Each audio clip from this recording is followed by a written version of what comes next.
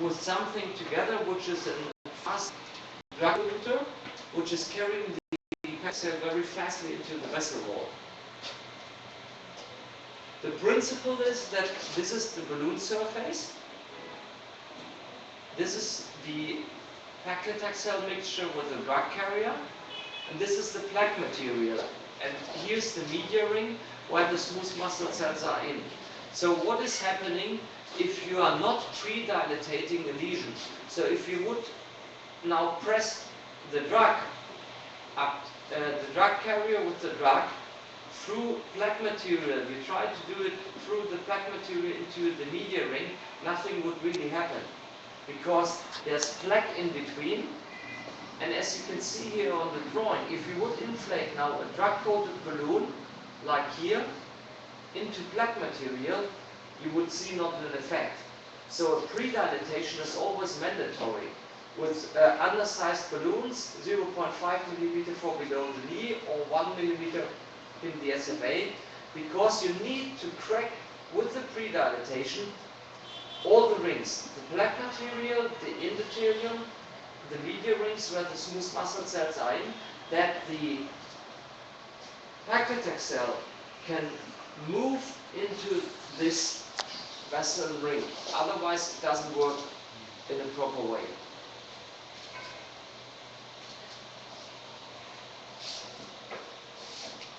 So, a drug carrier is necessary, as I told you, and just to give you an overview about the different players which are on the market right now.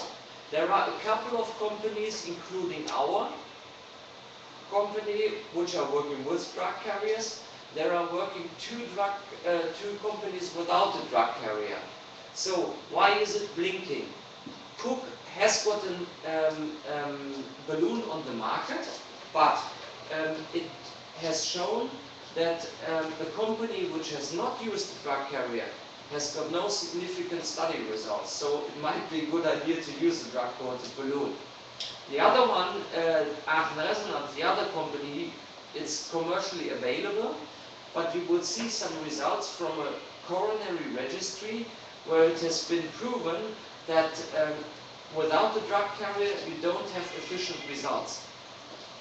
So from the other companies which are on the market, we have got CE mark, Invatec Medtronic has got CE mark, Biomedrad, who has founded the market and who has created the Godfather studies, stepped out now because they said we don't get any FDA approval and we don't get the return on investment for our project, so they stopped the whole project. I don't know why, I think it's crazy. Lutonix has got a balloon on the market, but it's not so successful, and Biotronic has got no CE mark at the moment. So there are only 3 companies which have got commercially available balloons at the moment. So what is needed? You always need a balloon, paclitaxel, and an excipient. Some companies are working with contrast media, other ones with urea, others with polymers, and we are working with nanoparticles. And what is happening if you're not working with a drug carrier? In the SCAR registry, which is a coronary heart registry, they compared in Sweden over a big patient amount a non-drug carrier balloon from Aachen Resonance called Edotax versus Brown sequence please, and you can see that the risk of restenosis is much lower if you use a drug carrier instead of if you use a non-drug carrying balloon. So the patients are coming back much earlier with the restenosis if you don't have got a drug carrier because the drug uptake was not so high. This has been published last year in a journal, and if you want to have it, I can provide it to you. So there are different drug carriers then on the market, as you can see here.